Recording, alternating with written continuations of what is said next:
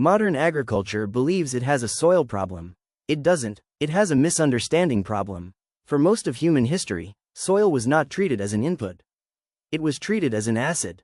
Farmers didn't talk about nutrients in isolation, because they couldn't. They observed structure, moisture, smell, life, resilience. Productivity was a consequence of balance, not force. That perspective changed dramatically in the 20th century. When synthetic fertilizers entered large-scale agriculture, they delivered something revolutionary: control. Nitrogen, phosphorus, and potassium could now be applied with precision, timing, and measurable response. Yields increased, crop failures decreased, food production scaled faster than population growth. On the surface, it looked like a complete victory of science over uncertainty. And for a while, it was. But that victory came with an assumption that would quietly reshape farming systems worldwide. Soil was no longer seen as a living system. It became a delivery platform, a medium to hold roots in place while chemistry did the real work. This shift was subtle, but profound. Once nutrients could be manufactured, transported, and applied on demand, the biological complexity of soil became inconvenient. Microorganisms were unpredictable. Organic matter decomposed at variable rates. Natural nutrient cycling was slow. Fertilizers were fast, measurable, and scalable. Agriculture optimized for speed. Speed always wins in the short term. Fields responded exactly as expected. Crops grew greener, faster, and taller. Deficiencies disappeared. Yield graphs moved upward. The model worked so well that few people questioned what was happening below the root zone. The soil kept producing, so it was assumed to be healthy. That assumption was wrong. Soil health is not defined by yield response. It is defined by function. Water infiltration, aggregation, carbon retention, microbial diversity, root interaction, nutrient buffering. These processes do not show immediate failure when disrupted. They degrade slowly, quietly, season after season. Modern fertilization strategies accelerated plant growth while bypassing soil processes. Nitrogen became instantly available. Phosphorus was forced into systems faster than biology could regulate. Potassium corrected deficiencies without rebuilding structure. The soil was no longer required to function efficiently. It only needed to hold moisture long enough for roots to absorb inputs. This created a dangerous illusion: productivity without resilience. As fertilizer rates increased, microbial communities adapted.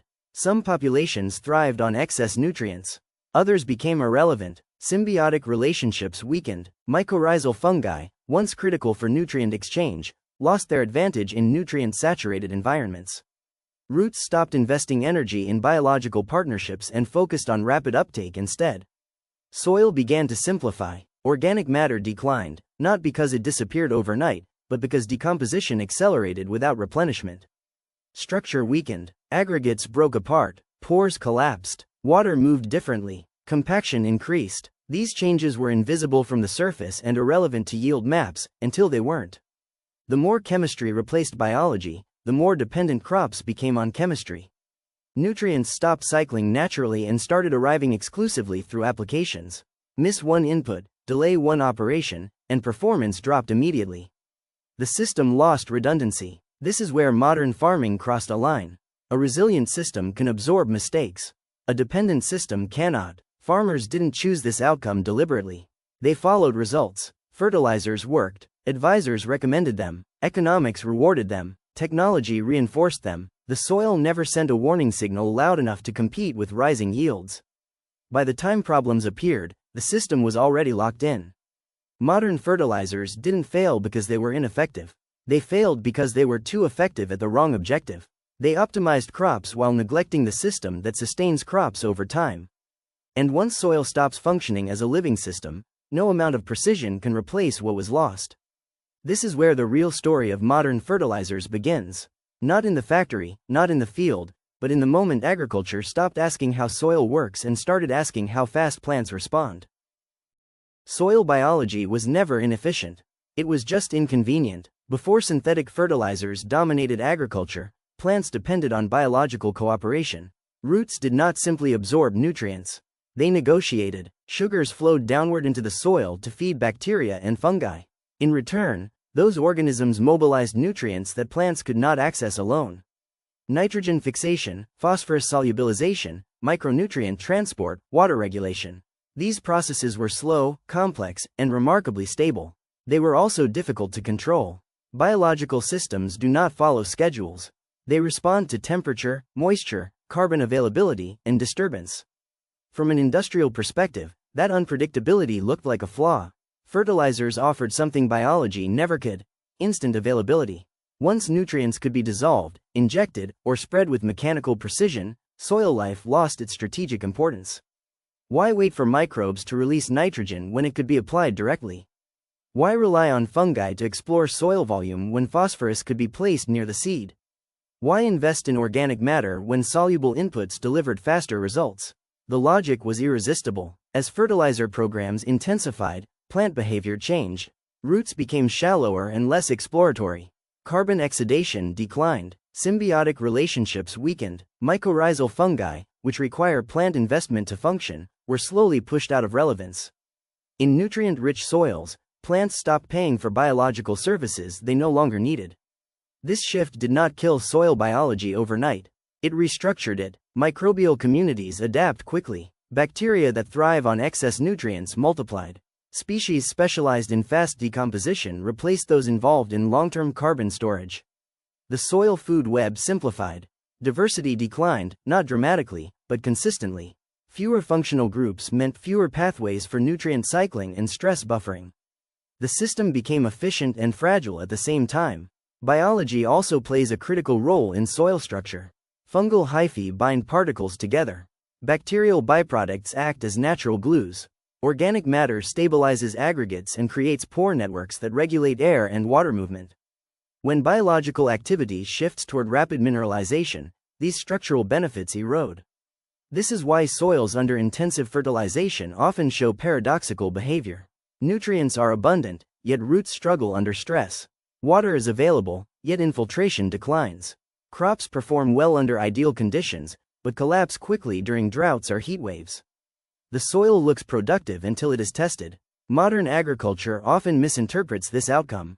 When stress reduces yields, the response is to apply more fertilizer, more stimulants, more inputs. The assumption is that something is missing. In reality, something fundamental has been lost. Biology was not replaced, it was bypassed. Precision agriculture accelerated this bypass. Variable rate technology optimized nutrient placement based on yield history, soil tests, and remote sensing. It improved efficiency, reduced waste, and increased returns. But it did not address the biological deficit. Precision made chemical dependency more accurate, not less severe. The soil became a managed environment rather than a functioning ecosystem. Over time, the consequences compound.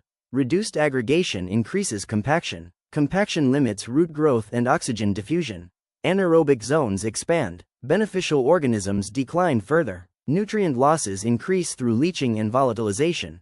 Farmers respond with higher rates and tighter schedules. This is not mismanagement, it is system logic. Once biology is removed from the decision-making process, chemistry must compensate. And chemistry cannot replicate biological resilience. It can only deliver nutrients.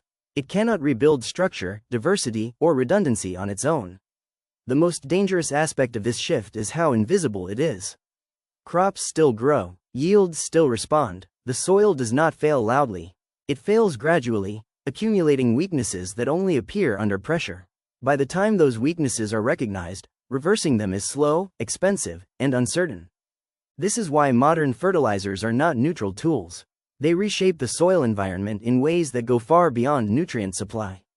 They alter behavior, relationships, and long-term system dynamics. The problem is not that biology disappeared. It is that agriculture learned to operate as if biology no longer mattered. And systems built on that assumption always pay the price later. The moment soil became measurable, it stopped being understood. Nitrogen, phosphorus, and potassium were never meant to define soil.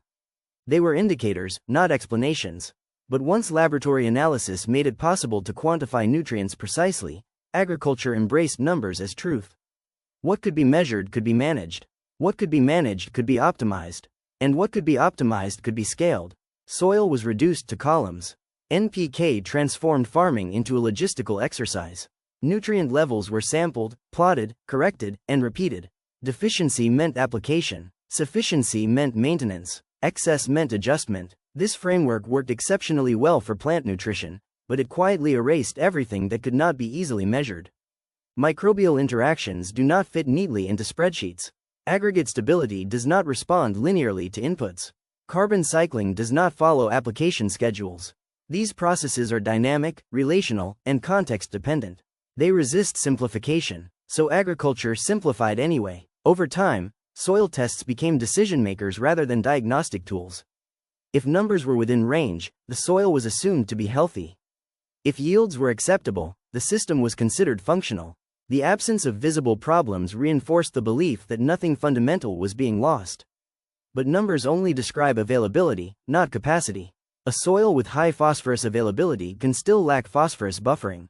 A soil rich in nitrogen can still suffer from leaching, volatilization, and instability. Potassium can correct deficiency symptoms while masking structural collapse. NPK explains what is present at a moment in time. It does not explain how the system behaves under stress.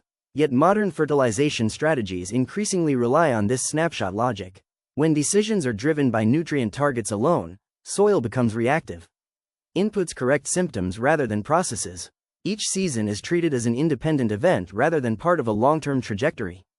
The system resets every year on paper, even though the soil remembers everything. This is where the spreadsheet mindset becomes dangerous. Plants respond quickly to nutrients. Soil responds slowly to disturbance. The time lag between cause and effect creates false confidence. By the time soil function declines enough to affect yield consistently, years of biological erosion have already occurred. NPK-based management also encourages uniformity. Fields are averaged, variability is flattened into zones. Biological hotspots and fragile areas are managed the same way because they share similar nutrient numbers. This homogenization reduces resilience and amplifies risk. Uniform chemistry does not create uniform biology. As fertilizer programs intensified, the soil's role shifted again. It stopped being a regulator and became a conduit. Nutrients flowed through the soil rather than being stored, exchanged, and buffered. Losses increased. Efficiency paradoxically declined. More input was required to achieve the same response. The solution offered by the system was never to step back. It was to refine further. More detailed tests, more precise rates, more frequent applications, better spreadsheets, precision without perspective. This approach also changed how success was defined. Yield became the primary metric. Soil health became secondary, often symbolic. Practices were justified if they maintained output, even if they undermined long-term stability. As long as the spreadsheet balanced, the system was considered rational. But soil is not an accounting system. It is a biological infrastructure. When that infrastructure is weakened, performance becomes increasingly dependent on external control. Inputs replace function. Management replaces resilience. Complexity is traded for predictability. Predictability always looks attractive until conditions change. Extreme weather, drought, heat stress, and disease pressure expose the limitations of spreadsheet farming. Systems optimized for average conditions struggle when variability increases. Without biological buffers, small shocks become large failures. At that point, the numbers offer no solution. They only confirm what is missing after it is gone. NPK did not destroy soil health by itself. It enabled a way of thinking that treated soil as a static object rather than a living system. Once that mindset took hold, degradation became not an accident, but a logical outcome. The soil did not disappear. Its complexity did, and complexity, once lost, is not easily rebuilt with numbers alone. Soil rarely fails all at once. It unravels. The most dangerous changes in soil happen invisibly, far below the threshold of immediate yield loss. Microbial collapse does not announce itself with dead crops or barren fields. It begins with subtle shifts in balance, efficiency, and structure that most management systems are not designed to detect. Carbon is the first signal and the first casualty. In healthy soils, carbon is not just stored. It circulates. Plants pull carbon from the atmosphere and push it underground through roots. Microorganisms consume it, transform it, and bind it into stable organic compounds. This process fuels biology, builds structure, and creates long-term nutrient reserves. Carbon is the currency of soil life. Intensive fertilization disrupts this cycle. When nutrients are readily available, plants reduce carbon investment below ground. Root exudation declines. Microbes that depend on plant-derived carbon lose their energy source. Decomposer organisms accelerate the breakdown of existing organic matter instead. Carbon is released faster than it is replenished. This is not balance, it is mining. As carbon declines, soil structure weakens. Aggregates lose stability, pores collapse, the soil becomes denser, less permeable, and more prone to compaction. Water infiltration slows, oxygen diffusion declines, root growth becomes restricted. None of these changes are dramatic on their own. Together, they reshape the entire soil environment. Microbial diversity follows the same pattern. Complex food webs require stable energy inputs. When carbon becomes scarce or inconsistent, diversity shrinks. Generalist organisms dominate, specialized functions disappear, nutrient cycling pathways narrow, redundancy is lost. A biologically simplified soil can still produce crops. It just cannot absorb stress. This is why intensively fertilized systems often perform well under ideal conditions and fail abruptly when those conditions change. Drought exposes poor structure. Excess rainfall reveals infiltration problems. Heat amplifies microbial instability. Disease pressure increases as natural suppression mechanisms weaken. The soil did not suddenly become fragile. It had been fragile for years. Modern management often misdiagnoses these failures. Compaction is treated as a mechanical problem. Drainage is addressed with infrastructure. Yield loss is corrected with more inputs. Each solution targets symptoms, not causes. Biology is rarely rebuilt because biology is slow. Unlike fertilizers, biological recovery does not respond to immediate application. Carbon accumulation takes time. Fungal networks develop gradually. Aggregate stability forms through repeated cycles of growth, decay, and interaction. These processes cannot be rushed without rebuilding the conditions that support them. This creates a fundamental mismatch between agricultural timelines and soil reality. Modern farming operates on seasons. Soil operates on decades. The longer a system relies on chemistry to compensate for biological decline, the harder recovery becomes.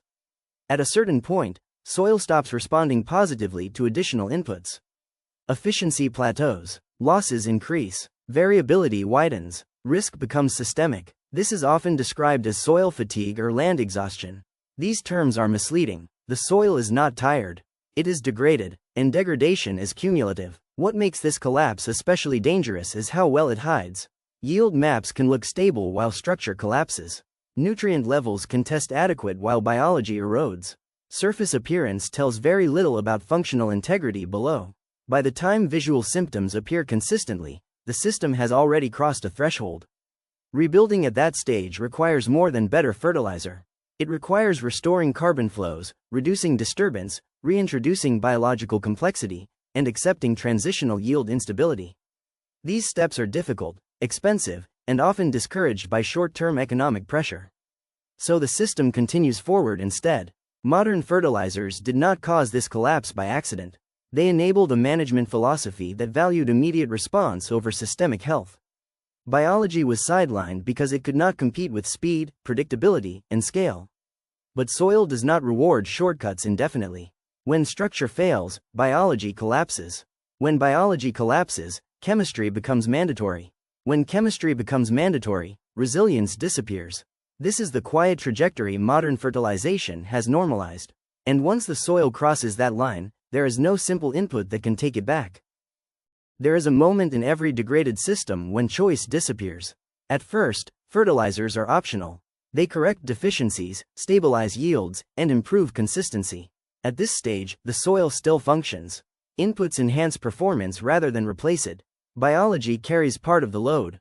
Structure buffers mistakes. The system has flexibility. Then something shifts. As biological function erodes, fertilizers stop amplifying the system and start holding it together. Yields no longer respond proportionally. Rates increase just to maintain previous results. Timing becomes critical. Missed applications cause immediate stress. Variability widens. Risk concentrates. This is dependency farming. In a dependent system, fertilizers are no longer tools. They are life support. Without them, crops do not just underperform. They fail. The soil no longer regulates nutrients, water, or structure effectively. Every function that biology once provided must now be engineered externally. This changes everything. Economic risk rises sharply. Input costs increase faster than yield gains. Margins narrow. Farmers become exposed to price volatility, supply disruptions, and timing errors. A delayed shipment, a weather event, or a mechanical failure can cascade into major losses. The system becomes brittle. Dependency also alters decision-making. Long-term soil investment becomes harder to justify when short-term survival depends on precise chemical management. Practices that rebuild biology often involve transitional instability. In a dependent system, instability is unacceptable. Cash flow cannot tolerate it, so recovery is postponed, again and again. This is not ignorance, it is rational behavior within a fragile framework. Fertilizer dependency also concentrates power. When crops rely entirely on external inputs, control shifts away from the field. Supply chains, pricing structures, and proprietary formulations gain influence. Farmers lose flexibility, options narrow. What began as technological empowerment slowly becomes constraint. At the field level, dependency manifests in subtle ways. Root systems remain shallow, organic matter plateaus or declines. Water use efficiency drops, nutrient losses increase. Soil tests may still look acceptable, but functional indicators deteriorate. The soil stops forgiving mistakes. In resilient systems, variability is absorbed. In dependent systems, variability is amplified. A dry year becomes catastrophic. Excess rain overwhelms structure. Disease pressure spreads faster. Each shock reveals how little internal buffering remains. This is why dependent systems often appear productive and fragile at the same time. Modern agriculture tends to misinterpret this fragility as a need for even tighter control. More monitoring, more inputs, more precision. Dependency deepens. Recovery moves further out of reach.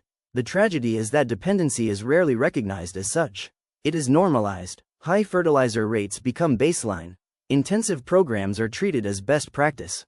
Systems are compared only against similarly dependent operations, reinforcing the illusion that this is simply how modern farming works. But dependency is not modernization. It is substitution. Fertilizers substituted biology. Management substituted resilience. Control substituted adaptability. Once that substitution is complete, the system cannot scale back easily. Any reduction in inputs exposes the underlying weakness. The soil no longer has the capacity to respond. This is the point where many operations become locked into a trajectory. They are productive, but only under ideal conditions. Profitable, but only with precise execution. Efficient, but only as long as nothing goes wrong. And eventually, something always does. Dependency farming is not a moral failure. It is a structural outcome. It emerges when tools designed to assist systems are asked to replace them entirely. Modern fertilizers were never meant to carry the full burden of soil function. But once biology was sidelined, they became the only thing holding the system together. And systems held together by inputs alone do not bend. They break. Modern farming did not become fragile by accident. It became fragile by design. As biological buffering declined and chemical control increased, risk stopped being distributed across the system and began to concentrate in a few critical points. Timing, rate, availability, and execution became non-negotiable. When everything must go right, the system has no margin. Climate variability exposed this weakness faster than any soil test ever could. Weather patterns are no longer stable enough to reward rigid systems. Heat waves arrive earlier. Rainfall is more intense and less predictable. Droughts last longer. Transitions between extremes are abrupt. These conditions punish systems that lack internal regulation. Healthy soils moderate extremes. They absorb water, release it slowly, buffer temperature, and support deeper root exploration. Degraded soils do the opposite. They shed water, compact under pressure, heat faster, and restrict root growth. Under variable weather, these differences become decisive. In fertilizer-dependent systems, stress compounds rapidly. Drought reduces nutrient uptake. Reduced uptake triggers deficiency symptoms. Deficiencies are corrected chemically, but water limitation persists. Root systems lack depth and biological support. The plant enters survival mode. Yield potential collapses. Excess rainfall creates a different failure mode. Compacted soils saturate quickly. Oxygen drops. Roots suffocate. Nutrients leach or volatilize. Disease pressure increases. Fertilizer efficiency declines precisely when costs peak. The system has no internal shock absorbers. Risk concentration also affects scale. Modern operations manage large areas with standardized programs. This increases efficiency, but it also synchronizes failure. When a system-wide assumption breaks, it breaks everywhere at once. Losses are not isolated, they are simultaneous. This is the opposite of resilience. Fertilizer dependency amplifies this effect because it ties performance to narrow operational windows. Applications must happen on schedule. Weather must cooperate. Supply chains must function flawlessly. Labor and equipment must be available at the right moment. Each dependency adds another potential point of failure. When everything works, the system looks impressive. When something slips, it unravels quickly. Modern risk models often underestimate this vulnerability because they assume independence between variables. Soil, weather, and management are treated as separate factors. In reality, they are tightly coupled. Weak soil amplifies weather risk. Weather stress exposes management rigidity. Management rigidity increases economic exposure. The loop closes. This is why climate change is not just an environmental problem for agriculture. It is a structural test. Systems built around biological function adapt. Systems built around chemical precision struggle. Ironically, the tools designed to increase control reduce flexibility. Precision agriculture optimizes for expected conditions. Biology buffers the unexpected. When the unexpected becomes normal, optimization becomes fragility. The response so far has been predictable. More monitoring, more forecasting, more insurance, more chemical interventions. These measures treat volatility as an external threat rather than an internal weakness. But no amount of forecasting can compensate for a system that cannot absorb error. Soil health discussions often frame resilience as a future benefit. In reality, resilience is already determining which systems survive current conditions. Fields with functional biology show lower yield volatility. They recover faster after stress. They require fewer corrective inputs. These differences are not philosophical.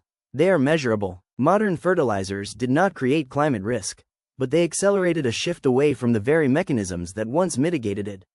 In doing so, they turned variability into vulnerability. Risk always finds the weakest link. In modern farming, that link is often the soil. And once risk concentrates, collapse is not gradual. It is sudden. Precision agriculture promised intelligence. What it delivered was efficiency. Variable rates, real-time sensors, yield maps, satellite imagery, machine learning. These tools transformed how decisions are made in the field. Inputs became targeted, waste was reduced, performance improved. On the surface, precision looked like evolution. But precision optimized the wrong layer of the system. It improved how fertilizers were applied without questioning why fertilizers had become so essential. It refined dependency instead of reducing it. The soil was still treated as a passive medium. The only difference was that chemistry became more accurate. Precision does not restore biology. It manages around its absence. Yield maps respond to plant performance, not soil function. Sensors detect stress after it occurs. Algorithms adjust rates based on historical response, not ecological capacity. The system reacts faster, but it still reacts. This is the core limitation. Biological systems operate proactively. They buffer stress before symptoms appear. They store resources, regulate flow, and absorb shocks silently. Precision systems intervene after thresholds are crossed. By then, the damage is already underway. Precision agriculture also reinforces short-term feedback loops. If higher rates generate higher yields in a zone, the algorithm learns to repeat that behavior. Long-term consequences are invisible to the model because they fall outside its temporal window. Degradation that unfolds over years is treated as noise. Efficiency masks erosion. Another unintended effect is psychological. Precision creates confidence. Dashboards, maps, and metrics give the impression of control. When everything is measured, it feels understood. But measurement is not comprehension. Farmers often trust precision outputs more than biological signals because the outputs are immediate, visual, and quantitative. Soil biology communicates slowly and indirectly. The system privileges what it can see. This bias shapes management. Precision tools also encourage specialization. Systems are tuned to specific crops, hybrids, and management strategies. Flexibility decreases. When conditions shift outside expected ranges, adaptation becomes difficult. The model does not improvise. Healthy soils improvise constantly. There is also a scale problem. Precision thrives in uniformity. Large areas managed with standardized logic benefit most. Biological diversity thrives in heterogeneity. As precision flattens variability, biological resilience declines further. The paradox is sharp. The more precisely inputs are applied, the more catastrophic failure becomes when assumptions break. Precision reduces waste under normal conditions and amplifies loss under abnormal ones.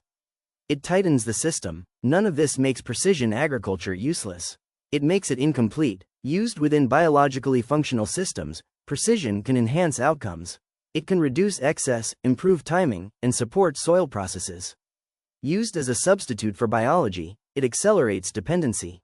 The technology itself is neutral. The philosophy behind its use is not. Modern agriculture asked precision tools to solve a problem they were never designed to address. They were built to optimize delivery, not rebuild function. When optimization replaces restoration, fragility increases. Precision did not save the soil because it never tried to understand it. It treated soil as a variable to be controlled, not a system to be supported. As long as that mindset persists, no amount of digital sophistication will reverse degradation. The soil does not need smarter spreadsheets. It needs functional biology, and no algorithm can generate that from depleted ground. Soil degradation rarely appears on balance sheets. That does not mean it is free. Modern agricultural economics measures inputs, outputs, and margins within a narrow window of time. Fertilizer costs are tracked precisely. Fuel, seed, labor, and machinery are accounted for down to the cent. Yield is measured to the kilogram. Profitability is calculated per season. What is missing is capacity. Soil function is not an expense. It is an asset, and like any asset, it can be built, maintained, or depleted. When soil function declines, the loss does not appear as a single cost. It shows up as a cascade of compensations. More fertilizer to maintain yield. More passes to manage compaction. More drainage to move water. More irrigation to overcome poor infiltration. More pesticides as biological suppression weakens. More insurance as variability increases. Each response looks rational in isolation. Together, they represent a structural cost shift from biology to management. This is where economic models fail. Traditional cost analysis assumes inputs add value linearly. But when inputs replace lost function, they do not add value. They preserve output temporarily while increasing exposure. The return on investment declines, not because farmers are inefficient, but because the system is carrying hidden debt. That debt is soil degradation. Yield stability is another unpriced cost. Fields with declining biological function show higher variance year to year. Average yields may look acceptable, but volatility increases. Volatility reduces planning accuracy, increases financial stress, and raises the cost of capital. None of this is captured in standard enterprise budgets. Risk has a price, even when it is not itemized. There is also an opportunity cost. Soils with low biological function cannot respond efficiently to improved genetics, better management, or favorable weather. Potential yield is capped. The ceiling lowers quietly. Investments elsewhere deliver diminishing returns because the foundation is weak. This is often misinterpreted as genetic limitation or climatic constraint. In reality, it is systemic inefficiency. Soil degradation also distorts benchmarking. When entire regions operate under similar dependency, degraded performance becomes normalized. Comparisons are made between equally fragile systems. The baseline shifts downward without being recognized. Everyone looks competitive, no one looks resilient. Perhaps the most overlooked cost is reversibility. Rebuilding soil function is slow. It requires reduced disturbance, increased carbon inputs, biological recovery, and time. During this transition, yields may fluctuate. Costs may rise before benefits appear. Short-term profitability suffers. Modern financial structures are not designed for this delay. Leases, loans, contracts, and insurance models all assume stable output. They reward continuity, not restoration. As a result, degradation is economically incentivized while recovery is economically punished. This is not a failure of farmers. It is a failure of accounting. When soil is treated as an infinite resource, depletion looks like efficiency. When soil is recognized as a finite asset, the same behavior looks reckless. Modern fertilizers hide these costs because they work immediately. They mask decline rather than reverse it. Each season ends with acceptable yields, reinforcing the belief that the system is sound. But the balance sheet is lying. The true cost of degraded soil is paid over time through higher risk, lower adaptability, and shrinking margins. It is paid quietly, without a single line item to point to.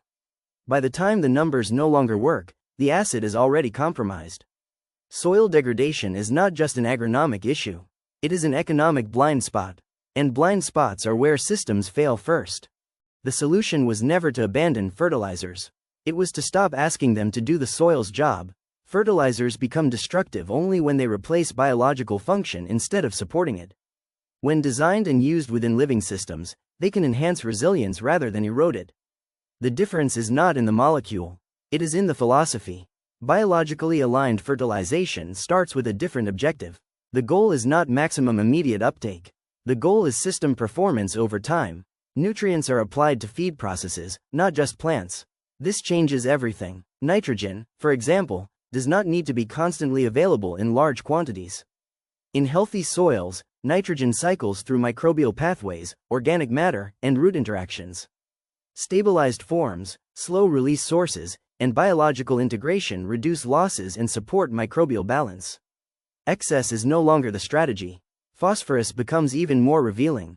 Instead of forcing availability through high application rates, biologically functional systems focus on solubilization, root exploration, and microbial mediation. The nutrient exists in the soil, but access depends on life, not dosage. Potassium, micronutrients, and trace elements follow the same logic. Their effectiveness is tied to structure, moisture, and exchange capacity. Without aggregation and carbon, even adequate nutrient levels fail to translate into performance. This is where soil function re-enters the equation. Fertilizers designed to work with biology prioritize low salt indexes, reduced disruption, and compatibility with microbial life. They are paired with carbon inputs, cover crops, reduced disturbance, and residue management. The soil is treated as infrastructure, not as a reaction chamber. Results are rarely immediate. They are cumulative. Early stages often show modest yield responses. Sometimes yields even dip temporarily. This is where most systems fail. The expectation of instant correction collides with the reality of biological rebuilding. Recovery does not follow application schedules. But when soil function improves, something fundamental changes. Nutrient efficiency increases. Water use stabilizes. Root systems deepen. Variability declines. The system begins to regulate itself again. Fertilizer rates often decrease, not because nutrients disappear, but because losses decline and cycling improves. Inputs shift from corrective to supportive. Management becomes less reactive. This approach is not theoretical. Systems that integrate biology consistently show lower yield volatility, improved stress tolerance, and better long-term economics. The benefits compound slowly, then accelerate. The challenge is that this model conflicts with modern incentives. Biologically aligned fertilization demands patience. It requires tolerance for transition. It rewards long-term thinking over quarterly results. Most agricultural frameworks are not designed for that. So the approach remains marginal, even when evidence supports it. Modern fertilizers are not inherently harmful, but modern systems often deploy them in ways that suppress the very processes they depend on. When fertilizers are redesigned to respect biology, they stop being a crutch and start becoming leverage. They amplify function instead of compensating for its absence. This is the line between sustainable intensification and slow collapse. Technology does not need to retreat. It needs to integrate. The future of fertilization is not more chemistry. It is chemistry that understands biology. The future farm will not look dramatic. There will be no sci-fi towers, no glowing screens floating in the air, no armies of robots marching across fields. That fantasy is comforting, but wrong. The real future of agriculture is quieter, cleaner, and far more unsettling. A system that works so efficiently it barely needs human presence at all. In the mature phase of farm technology, autonomy stops being a feature and becomes infrastructure. Machines no longer wait for commands. They operate inside predefined strategic boundaries, adjusting behavior continuously based on live data, forecasts, and long-term objectives. The farm becomes a closed-loop system. Every field has a digital twin. This is not a static map but a living simulation that mirrors reality in near real time. Soil moisture shifts update instantly. Plant growth stages advance daily. Pest pressure probabilities fluctuate with weather inputs. Carbon flux, nutrient cycling, and yield potential are constantly recalculated. Decisions are tested in simulation before they ever touch the physical field. This fundamentally changes risk. Instead of reacting to uncertainty, the farm runs scenarios. What happens if planting is delayed 5 days? What if nitrogen is reduced by 12% in this zone? What if rainfall exceeds historical models? The system already knows the probable outcomes and ranks them by economic and agronomic impact. Humans do not micromanage, they approve strategies. Labor looks different too. The future farm does not eliminate people, but it radically compresses headcount. One operator can oversee thousands of hectares through dashboards that summarize exceptions, not routines. Human attention is reserved for anomalies, ethics, long-term planning, and system design. The repetitive, exhausting, error-prone work disappears into automation. Input use becomes surgical. Fertilizers are applied at the plant level, not the field level. Water is delivered precisely when root uptake is optimal, not when schedules say so. Crop protection becomes increasingly biological, mechanical, or data-triggered, with chemicals acting as a last resort rather than the default. Economically, this farm is brutally efficient. Margins stabilize because variability is controlled. Waste collapses. Predictability improves access to financing and insurance. Carbon and sustainability metrics are no longer marketing claims but auditable data streams. Farms become data assets as much as food producers. But this future is not neutral. It concentrates power. Technology favors scale, capital, and integration. Farmers who cannot access data infrastructure risk becoming contractors to platforms they do not control.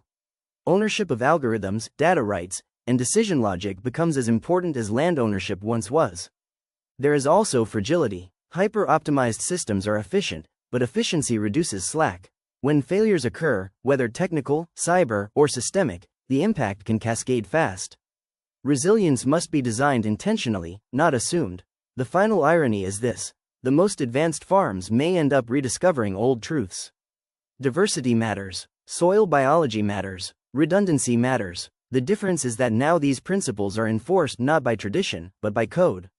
The future farm is not about replacing nature. It is about understanding it deeply enough to stop fighting it. And the farmer of the future is not less important. They are just no longer the one turning the wheel.